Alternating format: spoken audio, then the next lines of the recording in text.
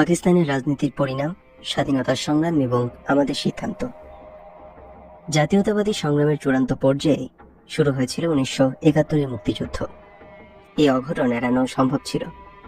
পাকিস্তানের মতো একটা বহুজাতিক দেশের জন্য শুরু থেকেই প্রয়োজন ছিল বিভিন্ন জাতিসত্তার এলিট শ্রেণীর মধ্যে ঐকমত্যের ভিত্তিতে একটি কার্যকরী শাসন ব্যবস্থা গড়ে তোলা।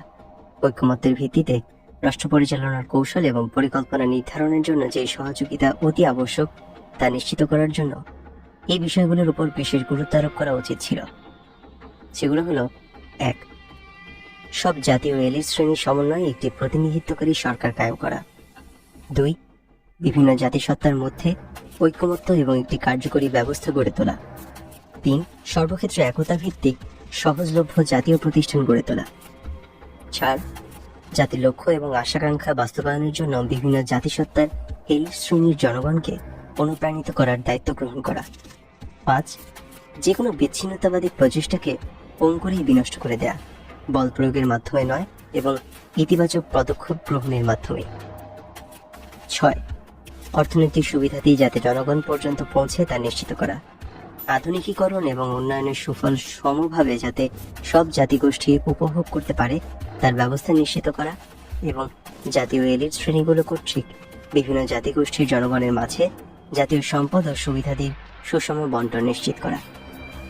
এ ধরনের কৌশল এবং পরিকল্পনা সব সমস্যার সমাধান অবশ্যই ছিল না, কিন্তু এর ফলে আশা করা যেত জাতীয় রাজনৈতিক অবকাঠামোতে বর্জনের পরিবর্তে ঐক্যের মাধ্যমে বহুজাতিক দেশের অখণ্ডতা বজিয়ে রাখা। ধারণা করা চলে ন্যায্য অধিকার পাওয়ার জন্য বিভিন্ন জাতিসত্তার জনগোষ্ঠী কিছুকাল হয়তো বা প্রলম্বিত শিল্পায়নের পরিকল্পনা এবং স্তীমিত আধুনিকীকরণ প্রক্রিয়াকেও মেনে নিত।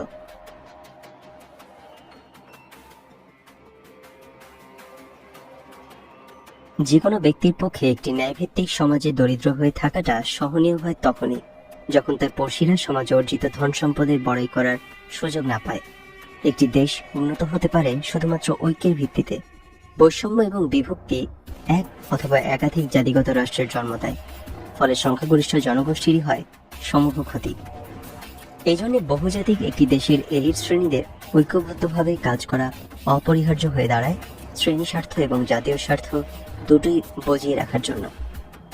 কোন এক বিশেষ পর্যায়ে তারা অবশ্যই নিজ নিজ জাতির স্বার্থে একে অপরের সাথে দ্বন্দ্বে লিপ্ত হতে পারেন, কিন্তু কোনো ক্রমেই তাদের একে অপরের সহ্য শক্তি এবং বোঝাপড়ার ক্ষমতার প্রতি সন্দেহ পোষণ করা উচিত নয়। তেমনটি হলে বিচ্ছিন্নতাবাদের বিপদসংকুল একতরফা রাস্তা অবশ্যই খুলে যাবে। তথাকথিত ইসলাম এবং ইসলামিক রাষ্ট্রের ধ্বজাধারী পাঞ্জাবি মুহাজির নিয়ন্ত্রিত কেন্দ্রীয় সরকার শুরু থেকে বাঙালিদের নিঃস্ব, হীনমনা এবং পশ্চাদমুখী জনগোষ্ঠী হিসেবে গণ্য করে আসছিলেন। তারা মনে করতেন বাঙালি জনগোষ্ঠী পশ্চিম পাকিস্তানের উপর একটি বোঝা স্বরূপ। তারা বিশ্বাস করতেন পাকিস্তানি জাতীয়তাবাদ এবং অর্থনৈতিক উন্নতির সাথে বাঙালির জাতিগত চেতনা এবং তাদের হিন্দুয়ানি মনোভাব সংগতিপূর্ণ নয়। যাই হোক না কেন, একথা অস্বীকার করার কোনো উপায় নেই যে আইয়ুব খানের প্রণীত অর্থনীতির ফলে পূর্ব পাকিস্তানের শিল্প উদ্যোগীর সংখ্যা তুলনামূলকভাবে বৃদ্ধি পায়, কিন্তু ওই সমস্ত উদীয়মান শিল্প উদ্যোগকারীরা সরকারি মদদ এবং পৃষ্ঠপোষকতায় বেড়ে ওঠা পশ্চিম পাকিস্তানি শিল্পপতিদের সাথে প্রতিযোগিতায় টিকতে না পেরে বাঙালি জাতীয়তাবাদী রাজনীতিবিদ যারা আঞ্চলিক স্বায়ত্তশাসনের জন্য সংগ্রাম করেছিলেন তাদের সাথে হাত মেলান। সমস্ত বাঙালি শিল্পপতিরা ইম্পোর্ট লাইসেন্স এবং বৈদেশিক মুদ্রার কোটা বাড়াবার জন্য ওই আন্দোলনকে কেন্দ্রের উপর চাপ প্রয়োগকারী হাতিয়ার হিসেবে ব্যবহার করতে থাকেন। শেষ পর্যায়ে আঞ্চলিক স্বায়ত্তশাসনের দাবি বাঙালি জাতির বিভিন্ন শ্রেণীকে একক একটি রাজনৈতিক প্ল্যাটফর্মে ঐক্যবদ্ধ করতে সক্ষম হয়। পশ্চিম পাকিস্তানি এলিট শাসক শ্রেণী অসঙ্গতভাবে তাদের বাঙালি দর্শকদের হীনমন্য, পশ্চাদমুখী এবং হিন্দু মনোভাবাপন্ন বলে চিহ্নিত করেন। এই ধরনের মনোভাব বিচ্ছিন্নতাবাদী চেতনার উন্মেষ ঘটাতে বিশেষভাবে সাহায্য করে। তদুপরি শেখ মুজিবের বিচার দেশের নাজুক ঐক্যের উপর হানে চরম আঘাত। এখানে আবার উল্লেখ করতে হয় মুজিবের 6 দফায় কোনো নতুন কিছু ছিল না। অতীতে বহুবার এই ধরনের দাবিসমূহ বাঙালি সাংসদগণ কেন্দ্রীয় সংসদে উত্থাপন করেছিলেন। আগরতলা ষড়যন্ত্রের ঘোষণার সময়টি ছিল অতীব গুরুত্বপূর্ণ। এই ঘোষণাটি করা হয় এমন এক সময় যখন সারা দেশ জুড়ে এক জটিল রাজনৈতিক সমস্যা বিরাজমান।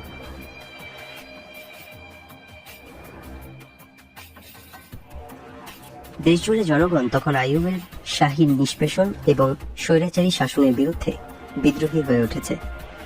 আইয়ুব শাহী আঞ্চলিক বৈষম্য দূরীকরণে কোনো প্রচেষ্টা তো করেনি, বরং পাঞ্জাবি মোহাজের এলিট শ্রেণী কায়েমি স্বার্থকে লালন করে তাদের আধিপত্যকে আরও সুসংহত করে তোলে। সামরিক শাসনকালে কেন্দ্রীয় প্রশাসনে বাঙালিদের প্রতিনিধিত্ব এরকম ছিল না বললেই চলে। 60-এর দশকে যখন বাঙালিদের ধৈর্যের বাঁধ প্রায় ভেঙে পড়েছিল, ঠিক তখনই পাকিস্তানের কেন্দ্রীয় শাসক গোষ্ঠী কর্তৃক বাঙালি রাজনৈতিক নেতৃবৃন্দকে বিশ্বাসঘাতক এবং শত্রু শক্তি ভারতের দালাল হিসেবে আখ্যায়িত করার ফলে অবস্থার আরও অবনতি ঘটে। বাংলাভাষী জনগণ যারা দ্ব্যর্থহীনভাবে 1947 সালে পাকিস্তানের পক্ষে ছিলেন, তারা পশ্চিমা শাসক গোষ্ঠীর কাছ থেকে এই ধরনের ব্যবহার কখনোই প্রত্যাশা করেননি। পাকিস্তানের সৃষ্টিতে বাঙালি জনগোষ্ঠী সবিশেষ গুরুত্বপূর্ণ ভূমিকা পালন করে। এই সত্যটি অতি সহজেই ভুলে গিয়েছিলেন পশ্চিমা শাসকগণ, যদিও বাহ্যিকভাবে মুজিবের দাবিগুলো ছিল চরম প্রকৃতি। পাকিস্তান তখনও ছিল অতি প্রিয় প্রতিটি বাঙালির কাছে। বাঙালি জনগণ শুধু চেয়েছিল রাষ্ট্র পরিচালনার ক্ষেত্রে মত প্রকাশের ন্যায্য অধিকার। তারা চেয়েছিল সাম্য ও সংহতির উপর একটি রাজনৈতিক কাঠামো। তারা চাইছিল স্বৈরাচারী একনায়কত্বের পরিবর্তে একটি গণতান্ত্রিক সরকার।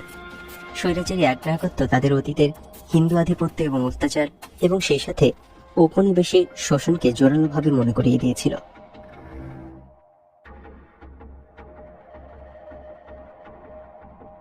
এ থেকে এটাই পরিষ্কারভাবে বলা চলে, বাঙালিরা সুচিন্তিত কতগুলো লক্ষ্যের বাস্তবায়নের জন্য মূলত সংগ্রাম করেছিল, কোনো স্বাধীন রাষ্ট্র প্রতিষ্ঠা করার জন্য নয়। এটা জোর দিয়ে বলা চলে যে আইয়ুব শাহীর পতনকালে পূর্ব পাকিস্তানের বিচ্ছিন্ন হয়ে পড়াটা মোটেই অবধারিত পরিণতি ছিল না।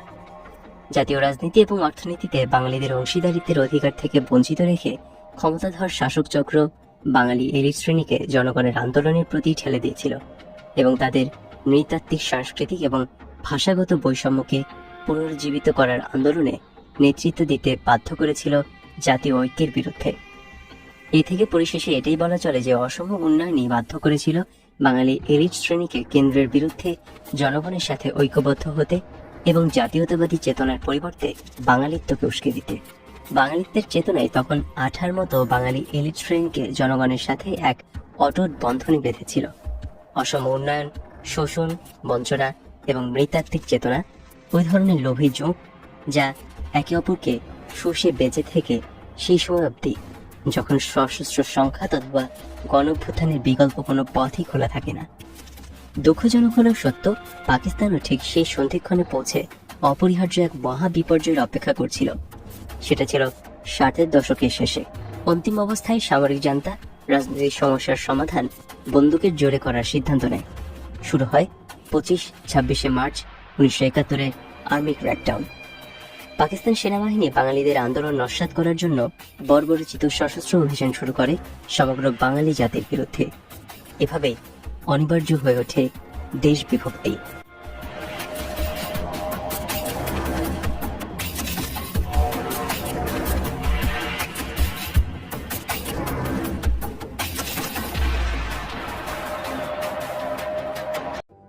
উনিশশো 71-এর মুক্তি সংগ্রাম পর্যন্ত ঘটনা প্রবাহ। পাকিস্তানের গঠন প্রকৃতিটি ছিল কিছুটা অস্বাভাবিক। ভৌগোলিকভাবে এই দেশের দুই অংশের মধ্যে 1000 মাইলের ব্যবধান সৃষ্টি করে রেখেছিল ভারত। নৃতাত্ত্বিক, সাংস্কৃতিক, ভাষা এবং আর্থসামাজিক দিক দিয়েও এই দুই অংশের মাঝে ছিল বড় ধরনের ব্যবধান।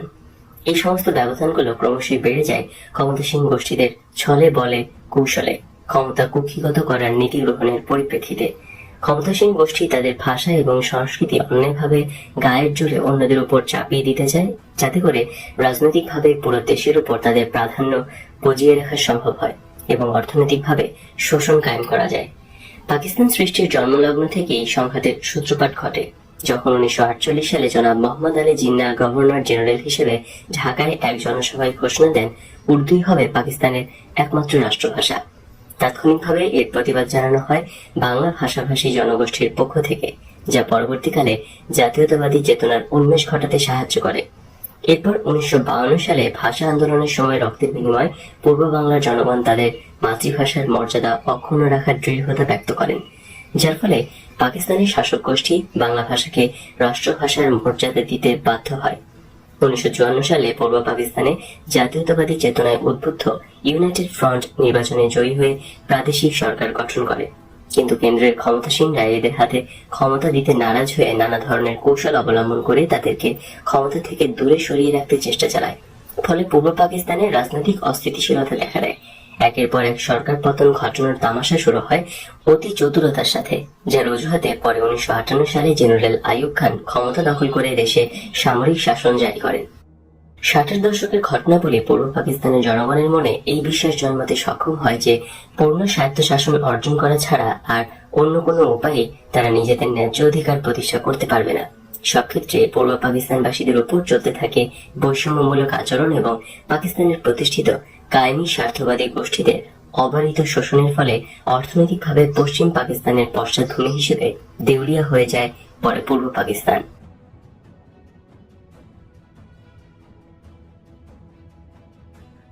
1961 থেকে 62 সালে হামিদুর রহমান শিক্ষা কমিশন রিপোর্টের বিরুদ্ধে পূর্ব পাকিস্তানের ছাত্র সমাজের মধ্যে প্রচন্ড বিক্ষোভের সৃষ্টি হয়। 1966 সালে স্বায়ত্তশাসন এবং ন্যায্য অধিকার অর্জন করার জন্য শেখ মুজিবুর রহমান এবং তার দল আওয়ামী লীগ তাদের 6 দফা দাবি পেশ করে। এতে জাতীয়তাবাদী চেতনায় এক নতুন মাত্রা যোগ হয়। 6 দফা ছিল পাকিস্তানের অবকাঠামোর মধ্যে পূর্ব পাকিস্তানের জন্য পূর্ণ স্বায়ত্তশাসনের অধিকার আদায়ের দাবি।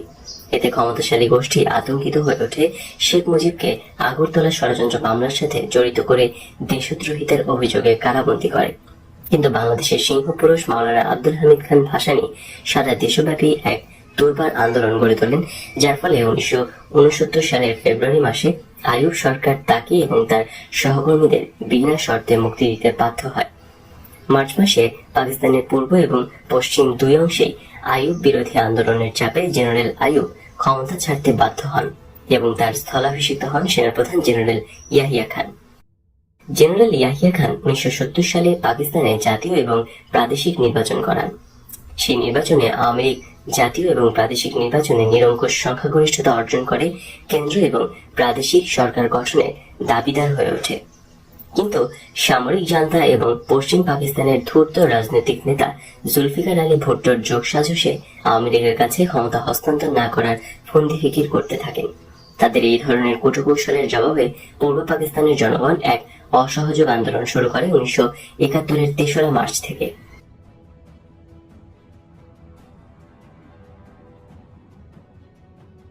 দোসরা মার্চ পূর্ব বাংলার ছাত্র এবং যুব সমাজের পক্ষ থেকে আসম আব্দুর রব ঢাকা বিশ্ববিদ্যালয়ের বটতলায় সর্বপ্রথম স্বাধীন বাংলাদেশের পতাকা উত্তোলন করেন। তার এই উদ্যোগের জন্য শেখ মুজিব জনাব রবকে তিরস্কার করেছিলেন। এর চাক্ষুষ সাক্ষী আজও অনেকেই বেঁচে আছেন। 3রা মার্চ পল্টন ময়দানের বিশাল জনসভায় ছাত্রলীগের সাধারণ সম্পাদক জনাব শাহজাহান সিরাজ স্বাধীনতার ইশতেহার পাঠ করেন শেখ মুজিবের উপস্থিতিতে। অপ্রত্যাশিত এই ঘটনার ফলে শেখ মুজিব ক্ষুব্ধ হন এবং সভা শেষে শোভাযাত্রার নেতৃত্ব দিতে অসম্মতি জ্ঞাপন করেন। পূর্ব সিদ্ধান্ত অনুযায়ী ঘোষিত হয়েছিল সভা শেষে গণমিছিলের নেতৃত্ব দেবেন শেখ মুজিব। 7 মার্চ রেসকোর্স ময়দানে বিশাল জনসমুদ্রে তার বহুল প্রচারিত বক্তব্য রাখেন। বক্তৃতা প্রসঙ্গে তিনি বলেন, এবারের সংগ্রাম আমাদের স্বাধীনতার সংগ্রাম, এবারের সংগ্রাম আমাদের মুক্তির সংগ্রাম। কিন্তু বক্তৃতা শেষ করার সময় তিনি ঘোষণা দেন, জয় বাংলা, জয় পাঞ্জাব, জয় সিন্ধু, জয় বেলুচিস্তান, জয় সীমান্ত প্রদেশ এবং জয় পাকিস্তান। তার ওই বক্তৃতা পরদিন সবকটি দৈনিক পত্রিকাতেই ছাপানো হয়। অবশেষে ক্ষমতা হস্তান্তরের সব আলোচনা যখন ব্যর্থ হয়ে গিয়েছিল, তখন সামরিক জান্তা অস্ত্রের মাধ্যমে রাজনৈতিক সংকটের মোকাবিলা করার সিদ্ধান্ত নেয়। তারা হায়নার মতো ঝাঁপিয়ে পড়ে পূর্ব পাকিস্তানের নিরস্ত্র জনগণের উপর। 25-26 মার্চ 1971-এর কালো রাতে চালানো হয় পাশবিক শ্বেত সন্ত্রাস।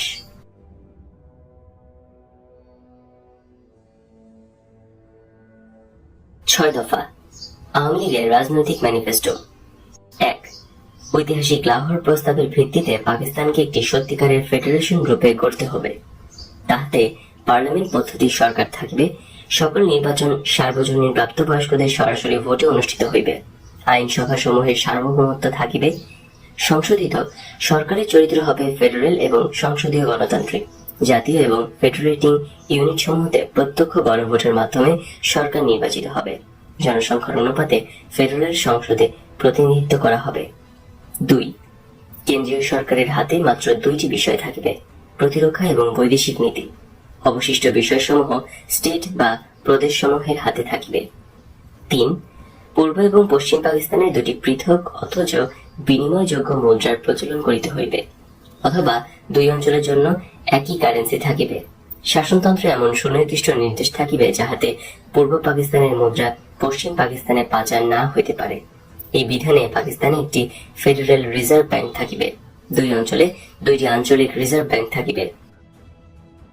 সংশোধিত ফেডারেল সরকার শুধুমাত্র পররাষ্ট্র, প্রতিরক্ষা এবং নিম্নে বর্ণিত শর্ত সাপেক্ষে মুদ্রা সম্পর্কিত বিষয়াদির জন্য দায়ী থাকিবেন।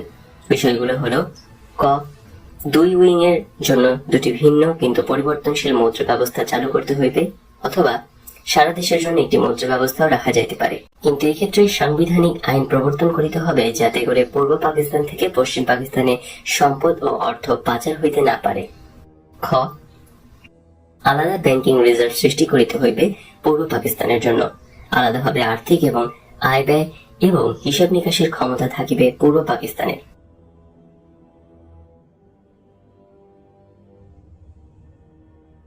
দুইটি ভিন্ন কিন্তু পরিবর্তনশীল মুদ্রা ব্যবস্থার প্রচলন করা প্রতিটি অংশে কিংবা অঞ্চলের জন্য অথবা একটি মুদ্রা ব্যবস্থায় চালু থাকবে, তবে কেন্দ্রীয় রিজার্ভ ব্যাংকিং সিস্টেমের ভেতর আঞ্চলিক রিজার্ভ ব্যাংক সৃষ্টি করিতে হইবে এবং এমন ব্যবস্থা প্রবর্তন করিতে হইবে যাতে এক অঞ্চলের সম্পদ অন্য অঞ্চলে পাচার করা সম্ভব না হয়। 4 নম্বর দফা, সকল প্রকার ট্যাক্স, খাজনা, ধার্য এবং আদায়ের ক্ষমতা থাকিবে আঞ্চলিক সরকারের হাতে। আঞ্চলিক সরকারের আদায়কৃত রেভিনিউর একটা অংশ ফেডারেল তহবিলে জমা হইবে। এইভাবে জমাকৃত টাকাই ফেডারেল সরকারের মূলধন হইবে। সংশোধিত আর্থিক লেনদেন, আয় ব্যয় এবং পরিকল্পনা হইবে ফেডারিং ইউনিটগুলোর। ফেডারিং ইউনিটগুলো কেন্দ্রীয় সরকারকে বরাদ্দকৃত অর্থের যোগান দেবে প্রতিরক্ষা এবং পররাষ্ট্র বিষয়ক কর্মকাণ্ডের জন্য। দেশের সংবিধানে নির্ধারিত বরাদ্দ আয় কেন্দ্র পাইবে যথাযথভাবে নির্ধারিত অনুপাতে। সংবিধানে এমন বিধান নির্ধারণ করা হইবে যাতে কেন্দ্রীয় সরকার ফেডারেটিং ইউনিটগুলোর কাছ থেকে নিয়মিত অর্থ পায়, যাতে করে ফেডারেল ইউনিটগুলোর আয় ব্যয় সংক্রান্ত নীতিগুলোর উপর ক্ষেত্র বিশেষে নিয়ন্ত্রণ রক্ষা করা সম্ভব হয়। দুই অঞ্চলের বৈদেশিক মুদ্রা পৃথক হিসেব রাখতে হইবে। এটি ছিল 5 নম্বর দফা। এইসব অর্থ আঞ্চলিক সরকারের এখতিয়ার থাকিবে। কেন্দ্রীয় সরকারের প্রয়োজনীয় বৈদেশিক মুদ্রা দুই অঞ্চল এমনভাবে সমানভাবে দিবে অথবা সংবিধানে নির্ধারিত হারে আদায় হবে। বিদেশের সঙ্গে বাণিজ্য চুক্তি, বিদেশে ট্রেড মিশন স্থাপন এবং আমদানি রপ্তানির অধিকার সঙ্গে আঞ্চলিক সরকার থাকবে। সংশোধিত বৈদেশিক মুদ্রা অর্জনের সব হিসাব প্রতিটি ফেডারেটিং ইউনিটের নিয়ন্ত্রণে পৃথক পৃথকভাবে থাকার বিধান সংবিধানে রাখা হইবে। কেন্দ্রের জন্য প্রয়োজনীয় বৈদেশিক মুদ্রা প্রতিটি ফেডারেটিং ইউনিট কি অনুপাতে প্রদান করে সেটা সংবিধানে পরিষ্কারভাবে বর্ণিত থাকবে। দেশের পররাষ্ট্র নীতি নির্ধারণের দায়িত্ব হবে কেন্দ্রীয় সরকারের, কিন্তু সেই নীতির আওতায় আঞ্চলিক সরকারগুলো বহির্বাণিজ্য এবং বৈদেশিক সাহায্য সম্পর্কে সরাসরি আলোচনা এবং চুক্তি সম্পাদন করতে পারবে সেই বিধানও সংবিধানে থাকতে হইবে। পূর্ব পাকিস্তানের জন্য মিলিশিয়া বা প্যারামিলিটারি রক্ষা বাহিনী গঠন করা হইবে, উল্লেখ ছিল 6 নম্বর দফায়, এবং সেই সাথে প্রতিরক্ষা ব্যবস্থার ক্ষেত্রে পূর্ব পাকিস্তানকে আত্মনির্ভরশীল করিতে হইবে। জাতীয় নিরাপত্তার স্বার্থে ফেডারিং ইউনিটগুলো নিজস্ব মিলিশিয়া অথবা প্যারামিলিটারি ফোর্স গঠন করিতে পারিবে।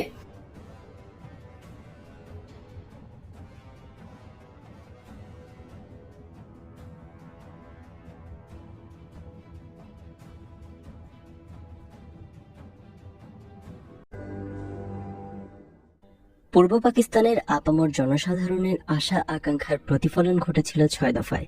6 দফার মাধ্যমে পরিষ্কার হয়ে উঠেছিল কিভাবে কেন্দ্রের ক্ষমতাসীন গোষ্ঠী পূর্ব পাকিস্তানকে শোষণ করছিল। যাই হোক, তবুও বলতে হয় 6 দফার ঘোষণার সময়টা ছিল তাৎপর্যপূর্ণ। 1965 সালে পাক ভারত যুদ্ধের পরই 6 দফা ঘোষিত হয়। সামরিক চুক্তি থাকা সত্ত্বেও 1965 সালের যুদ্ধে আমেরিকার ভূমিকা পাকিস্তান সরকারের মনোভূত ছিল না। এ বিষয়ে প্রেসিডেন্ট আইয়ুব খান আমেরিকান সরকারকে তার অসন্তুষ্টি জানিয়েছিল, তাই নয়, বিকল্প উপায় হিসেবে আইয়ুব খান আমেরিকার শত্রু গণচীনের সাথে বন্ধুত্ব গড়ে তোলার উদ্যোগ গ্রহণ করে। তারই উদ্যোগকে আমেরিকান সরকার তাদের স্বার্থ বিরোধী বলে মনে করে। তার আইয়ুব খানের এই উদ্ধত্তের উপযুক্ত জবাব দেওয়ার জন্য আমেরিকা আইয়ুব বিরোধী আন্দোলনে সক্রিয় সহযোগিতা দিতে থাকে। এই চক্রান্তে মদত যোগাবার জন্য যারা হাত বাড়িয়ে দিয়েছিলেন তাদের মধ্যে বিদগ্ধ হারুন পরিবারের আলফা ইন্স্যুরেন্স কোম্পানির ভাতাপ্রাপ্ত সদস্য শেখ মুজিব ছিলেন অন্যতম। এই চক্রান্তের ফসল হিসেবে বেরিয়ে আসে 6 দফা। যদিও বলা হয়ে থাকে বাঙালি বুদ্ধিজীবী এবং অর্থনীতিবিদ যথা doctor Kamal Hossain, doctor Rehman Sobhan, doctor Nurul Islam, professor Abdur Razzaq প্রমুখরাই ছিলেন 6 দফার জন্মদাতা। কিন্তু যেই সত্যটি কখনোই প্রকাশ করা হয়নি সেটি হলো 6 দফা প্রণয়নে আমেরিকার কয়েকজন বিশিষ্ট অর্থনীতিবিদ ফোর্ড ফাউন্ডেশনের মদতপুষ্ট হয়ে এই 6 দফা দাবি প্রণয়নে কাজ করেছিলেন। 6 দফা পাকিস্তানকে দ্বিখণ্ডিত করার জন্য নয়, শুধুমাত্র আইয়ুব খানকে তার বেয়াদবির উপযুক্ত শিক্ষা দেওয়ার জন্যই প্রণীত হয়েছিল।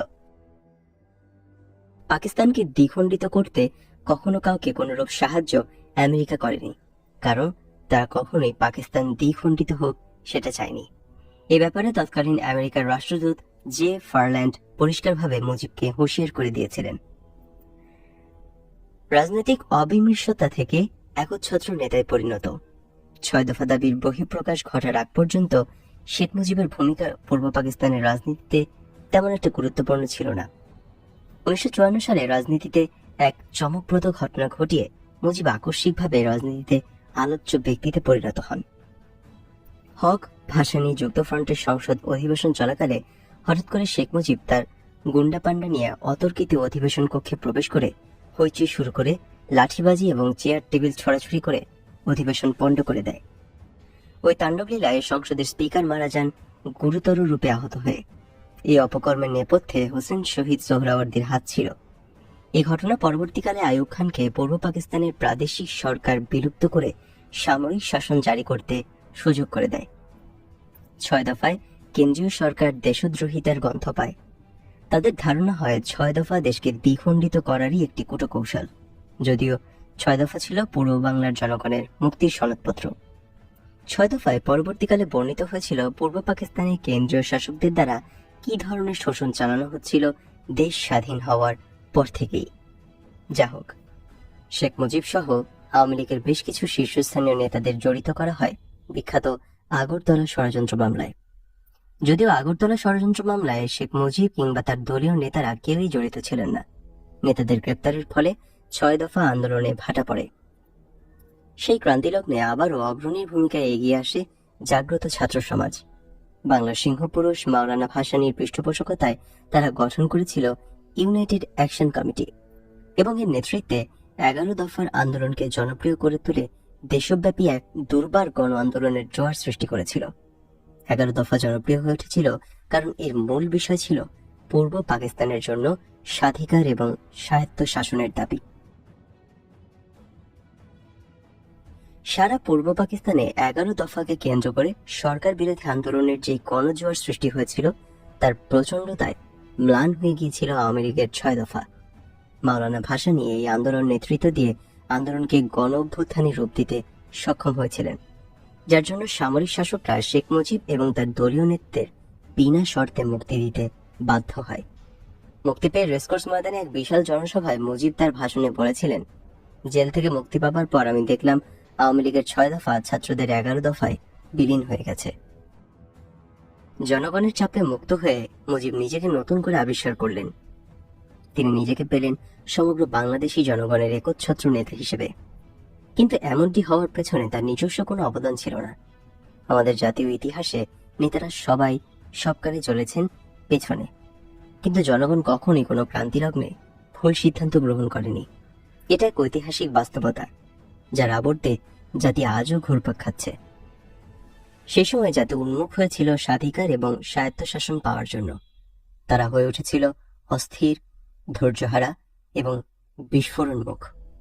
কিন্তু তাদের প্রত্যাশাকে বাস্তবায়িত করার মতো আস্থাভাজন কোনো জাতীয় নেতা ছিল না সামনে। বিস্ফোরণমুখ জাতিকে এগিয়ে নেওয়ার জন্য নিঃস্বার্থ চরিত্রের পরীক্ষিত একজন বিচক্ষণ নেতার প্রয়োজন হয়ে উঠেছিল বিকল্পহীন। মাওলানা ভাসানী ছিলেন তেমন মাপের একজন নেতা, কিন্তু বয়সের ভারে তিনি তখন অনেকটাই দুর্বল।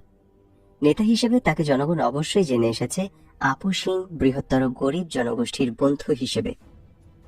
তার রাজনৈতিক দূরদর্শিতা এবং প্রজ্ঞতার অভাব ছিল না, কিন্তু তার ছিল না কোনো সংগঠন ভিত্তিক শক্তি। এই কারণে এই বর্ষিয়ান নেতার পক্ষে কিছুতেই সম্ভব ছিল না গণ আন্দোলনের চড়াই উতরে পেরিয়ে আন্দোলনকে ক্রমান্বয়ে বিপ্লবে রূপান্তরিত করে ধাপে ধাপে এগিয়ে নিয়ে চরম বিজয় অর্জন করা। তার পক্ষে শ্রদ্ধার এবং জনপ্রিয়তার শীর্ষে অবস্থান করেও এটা কার্যকরী করা তখন তার পক্ষে কিছুতেই সম্ভব ছিল না। অন্যদিকে আগরতলা ষড়যন্ত্র মামলা দৈবক্রমে শেখ মুজিবকে রাতারাতি এক কিংবদন্তি নায়কে পরিণত করেছিল। ভাসানির সক্ষমতা মাওলানা নিজেই সবচেয়ে বেশি বুঝতেন, তাই তারই আহ্বানে দেশের জনগণ মুজিবকে একচ্ছত্র নেতা হিসেবে তখন গ্রহণ করে নিয়েছিল, একান্ত বাধ্য হয়ে, কোনো বিকল্প না থাকায়। স্বাধীন বাংলাদেশের চিন্তা করেছিলেন মজলুম জননেতা মাওলানা আব্দুল হামিদ খান ভাসানীও, কিন্তু শেখ মুজিব কখনো পূর্ব পাকিস্তানকে বিচ্ছিন্ন করার চিন্তা করেননি। তিনি স্বায়ত্ত শাসনের দাবি জানিয়েছিলেন মাত্র। আগরতলা ষড়যন্ত্র মামলার ধারা বিবরণী খবরের কাগজে প্রকাশিত হতে থাকে আইয়ুব মনিম চক্র। তারা পূর্ব পাকিস্তানের বাঙালি মুসলমানদের ভারত বিরোধী মনোভাবকে তাদের স্বার্থে কাজে লাগাবার উদ্দেশ্যে এই সিদ্ধান্ত গ্রহণ করেছিলেন। তারা ভেবেছিলেন, মানুষ যখন জানতে পারবে শেখ মুজিব ভারতের দালাল হয়ে পাকিস্তানের অখণ্ডতার বিষয়ে ষড়যন্ত্র লিপ্ত, তখন তার বিরুদ্ধে বিক্ষোভে ফেটে পড়বে। কিন্তু পরিণাম হলো সম্পূর্ণ উল্টোটাই। প্রকাশিত ধারা বিবরণীর মধ্যে পরিস্ফুটিত হয়ে উঠল আইয়ুব মনিম চক্রের ঘৃণ্য চক্রান্ত। এই ষড়যন্ত্রমূলক মামলাকে তখন বাঙালিরা সমগ্র বাঙালি জাতির বিরুদ্ধে ষড়যন্ত্র বলেই ধরে নেয়। ফলে সারা বাংলার মানুষ আইয়ুব শাহীর বিরুদ্ধে রুদ্র আক্রোশে ফেটে পড়ল। এখানে আবারও উল্লেখ করতে হয় যে আইয়ুব বিরোধী আন্দোলনে পূর্ব পাকিস্তানেও মুখ্য এবং অগ্রণী ভূমিকা ছিল ছাত্র সমাজের। তারা ইতিমধ্যে সংগ্রামকে একটি ঐক্যবদ্ধ জাতীয় সংগ্রামে রূপ দেওয়ার লক্ষ্যে 11 দফার দাবিতে ছাত্র সংগ্রাম পরিষদ গঠন করে। 11 দফার ভেতরে বাংলাদেশের জনগণের আশা আকাঙ্ক্ষার প্রকৃত রূপ ফুটে ওঠে। 11 দফার ভিত্তিতে বাংলার মাটিতে 1969 সালের গণ আন্দোলনের জোয়ার এক প্রচণ্ড রূপ ধারণ করে। ছাত্র সংগ্রামের পরিষদের 11 দফা দাবি: স্বৈরাচারী সরকারের দীর্ঘদিনের অনুসৃত জনস্বার্থ বিরোধী নীতির ফলে ছাত্র সমাজ এবং দেশবাসীর জীবনে সংকট ক্রমশ বৃদ্ধি পাইতেছে। শাসন শোষণের নিপীড়নে অতিষ্ঠ ছাত্র জনতা আন্দোলনের পথে আগাইয়া আসিয়াছেন। আমরা ছাত্র সমাজ এবং দেশবাসীর স্বার্থে নিম্নোক্ত 11 দফা দাবিতে ব্যাপক ছাত্র আন্দোলনের পক্ষে আহ্বান জানাইতেছি। 1 ক, সচ্ছল কলেজ সমূহকে প্রাদেশিকীকরণের নীতি পরিত্যাগ করিতে হইবে এবং জগন্নাথ কলেজ সহ প্রাদেশিকীকরণকৃত সকল কলেজ সমূহকে পূর্বাবস্থায় ফিরিয়া দিতে হইবে। খ, শিক্ষার ব্যাপক প্রসারের জন্য প্রদেশের সর্বত্র, বিশেষ করিয়া গ্রাম অঞ্চলে স্কুল কলেজ স্থাপন করিতে হইবে এবং বেসরকারি উদ্যোগে প্রতিষ্ঠিত স্কুল কলেজ সমূহকে সত্বর অনুমোদন দিতে হইবে। কারিগরি শিক্ষার প্রসারের জন্য পর্যাপ্ত সংখ্যক ইঞ্জিনিয়ারিং কলেজ, পলিটেকনিক্যাল এবং কমার্শিয়াল ইনস্টিটিউট স্থাপন করিতে হইবে। গ, প্রদেশের কলেজ সমূহে দ্বিতীয় শিফটে নৈশ আইএ, আইএসসি, আইকম ও বিএ, বিএসসি, বিকম এবং প্রতিষ্ঠিত কলেজ সমূহে নৈশ এমএ ও এমকম ক্লাস চালু করিতে হইবে। ঘ, ছাত্র বেতন শতকরা 50% হ্রাস করিতে হইবে। স্কলারশিপ এবং স্টাইপেন্ডের সংখ্যা বৃদ্ধি করিতে হইবে ও ছাত্র আন্দোলনে অংশগ্রহণ করার অপরাধে স্কলারশিপ ও স্টাইপেন্ড কাড়িয়া লওয়া চলবে না। ও, হল, হোস্টেলের ডাইনিং হল এবং ক্যান্টিন খরচের 50% সরকারি সাবসিডি হিসেবে প্রদান করিতে হইবে। চ, হল এবং হোস্টেলের সমাধান করিতে হইবে। ছ, মাতৃভাষার মাধ্যমে সর্বস্তরের শিক্ষার ব্যবস্থা করিতে হইবে। সকল শিক্ষা প্রতিষ্ঠান পর্যাপ্ত সংখ্যক অভিজ্ঞ শিক্ষকের ব্যবস্থা করিতে হইবে। শিক্ষকের বেতন বৃদ্ধি করিতে হইবে এবং স্বাধীন মতামত প্রকাশের অধিকার দিতে হইবে। জ, অষ্টম শ্রেণী পর্যন্ত শিক্ষাকে অবৈতনিক এবং বাধ্যতামূলক করিতে হইবে। ঝ, মেডিকেল বিশ্ববিদ্যালয় স্থাপন করিতে হইবে এবং অটোমেশন প্রথা বিলোপ, নমিনেশনে ভর্তি প্রথা বন্ধ, মেডিকেল কাউন্সিল অর্ডিন্যান্স বাতিল, ডেন্টাল কলেজকে পূর্ণাঙ্গ কলেজে পরিণত করা প্রভৃতি মেডিকেল ছাত্রদের সকল দাবি মানিয়া লইতে হইবে। নার্স ছাত্রীদের সকল দাবি মানিয়া লইতে হইবে। ইয়, প্রকৌশল শিক্ষার অটোমেশন প্রথা বিলোপ, 10% ও 75% রোল বাতিল, সেন্ট্রাল লাইব্রেরির সুব্যবস্থা, প্রকৌশল ছাত্রদের শেষ বর্ষেও ক্লাস লইতে হইবে। ট, পলিটেকনিক ছাত্রদের কন্ডেন্স কোর্সের সুযোগ দিতে হইবে এবং বোর্ড ফাইনাল পরীক্ষা বাতিল করিয়া একমাত্র সেমিস্টার পরীক্ষার ভিত্তিতে ডিপ্লোমা দিতে হইবে। ঠ, টেক্সটাইল, সিরামিক, লেদার টেকনোলজি এবং আর্ট কলেজ ছাত্রদের সকল দাবি অবিলম্বে মানিয়ে নিতে হইবে। আইইআর ছাত্রদের 10 দফা, সমাজ কল্যাণ ঢাকা ছাত্রদের, এমবিএ ছাত্রদের ও আইন ছাত্রদের সমস্ত দাবি মানিয়ে লইতে হইবে। ঢাকা বিশ্ববিদ্যালয় সহ অন্যান্য বিশ্ববিদ্যালয় বাণিজ্য বিভাগে আলাদা ফ্যাকাল্টি করিতে হইবে। ড কৃষি বিশ্ববিদ্যালয় এবং কলেজ ছাত্রদের ন্যায্য দাবি মানিয়া লইতে হইবে। কৃষি ডিপ্লোমা ছাত্রদের কন্ডেন্স কোর্সের দাবি সহ কৃষি ছাত্রদের সকল দাবি মানিয়া লইতে হইবে। ঢ ট্রেনে, স্টিমারে ও লঞ্চে ছাত্রদের আইডেন্টিটি কার্ড দেখাইয়া শতকরা 50% কনসেন্সে টিকিট দেওয়ার ব্যবস্থা করিতে হইবে। মাসিক টিকিটেও এইরূপ সুবিধা দিতে হইবে। পশ্চিম পাকিস্তানের মতো বাসে 10 পয়সা ভাড়ায় শহরের যে কোনো স্থানে যাতায়াতের ব্যবস্থা করিতে হইবে। দূরবর্তী অঞ্চলেও বাস যাতে 50% কনসেন্ট দেয়। ছাত্রীদের স্কুলে এবং কলেজে যাতায়াতের জন্য পর্যাপ্ত বাসের ব্যবস্থা করিতে হইবে। সরকারি এবং আধা সরকারি উদ্যোগে আয়োজিত খেলাধুলা এবং সাংস্কৃতিক অনুষ্ঠানে ছাত্রদের 50% কনসেশন দিতে হইবে। মূর্ধন্য চাকরির নিশ্চয়তার বিধান করিতে হইবে। ত কুখ্যাত বিশ্ববিদ্যালয় অর্ডিন্যান্স সম্পূর্ণ বাতিল করিতে হইবে এবং বিশ্ববিদ্যালয় সহ অন্যান্য সকল প্রতিষ্ঠানে স্বায়ত্তশাসন দিতে হইবে। থ শাসক গোষ্ঠীর শিক্ষা সংকোচন নীতির প্রামাণ্য দলিল জাতীয় শিক্ষা কমিশন রিপোর্ট ও হামিদুর রহমান কমিশন রিপোর্ট সম্পূর্ণ বাতিল এবং ছাত্র সমাজ ও দেশবাসীর স্বার্থে গণমুখী বৈজ্ঞানিক শিক্ষা ব্যবস্থা কায়েম করিতে হইবে। 2 নম্বর দফা ছিল প্রাপ্তবয়স্কদের ভোটে প্রত্যক্ষ নির্বাচনের মাধ্যমে পার্লামেন্টের এই গণতন্ত্র প্রতিষ্ঠা করিতে হইবে। বাক স্বাধীনতা ও সংবাদপত্রের স্বাধীনতা দিতে হইবে। দৈনিক ইত্তেফাক পত্রিকার উপর হইতে নিষেধাজ্ঞা প্রত্যাহার করিতে হইবে। 3 নিম্নলিখিত দাবিসমূহ মানিয়া লইবার ভিত্তিতে পূর্ব পাকিস্তানের পূর্ণ স্বায়ত্তশাসন দিতে হইবে। ক দেশের শাসনতান্ত্রিক কাঠামো হইবে ফেডারেশন শাসনতান্ত্রিক রাষ্ট্রসংঘ এবং আইন পরিষদের ক্ষমতা হইবে সার্বভৌম। খ ফেডারেল সরকারের ক্ষমতা দেশ রক্ষা, বৈদেশিক নীতি ও মুদ্রা এই কয়েকটি বিশেষ সীমাবদ্ধ থাকবে। অপরাপর সকল বিষয়ে অঙ্গরাষ্ট্রগুলোর ক্ষমতা হইবে নিরঙ্কুশ। গ 2 অঞ্চলের জন্য একই মুদ্রা থাকিবে। এই ব্যবস্থায় মুদ্রা কেন্দ্রের হাতে থাকিবে, কিন্তু এই অবস্থায় শাসনতন্ত্র এমন সুনির্দিষ্ট বিধান থাকিতে হইবে যে যাহাতে পূর্ব পাকিস্তানের মুদ্রা পশ্চিম পাকিস্তানে পাচার হইতে না পারে।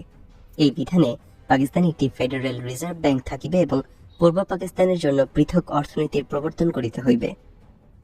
ঘ সকল প্রকার ট্যাক্স, খাজনা, কর ধার্য ও আদায়ের সকল ক্ষমতা থাকিবে আঞ্চলিক সরকারের হাতে। ফেডারেল সরকারের কোনো কর ধার্য করিবার ক্ষমতা থাকিবে না। আঞ্চলিক সরকারের আদায়ী রেভিনিউয়ের নির্ধারিত অংশ আদায়ের সঙ্গে সঙ্গে ফেডারেল তহবিলে জমা হইবে। এই মর্মে রিজার্ভ ব্যাংক সমূহের উপর বাধ্যতামূলক বিধান শাসনতন্ত্রে থাকিবে। ও ফেডারেশনের প্রতিটি রাষ্ট্র বহির্বাণিজ্যের পৃথক হিসাব রক্ষা করিবে এবং বহির্বাণিজ্যের মাধ্যমে অর্জিত মুদ্রা অঙ্গরাষ্ট্রগুলির এখতিয়ারাধীন থাকিবে। চ পূর্ব পাকিস্তানকে মিলিশিয়া বা প্যারামিলিশিয়া রক্ষী বাহিনী গঠনের ক্ষমতা দিতে হইবে। পূর্ব পাকিস্তানে অস্ত্র কারখানা নির্মাণ এবং নৌবাহিনীর সদর দপ্তর স্থাপন করিতে হইবে। 4 নম্বর দাবি পশ্চিম পাকিস্তান, বেলুচিস্তান, উত্তর পশ্চিম সীমান্ত প্রদেশ এবং সিন্ধু সহ সকল প্রদেশের স্বায়ত্তশাসন প্রদান করত সাব ফেডারেশন গঠন।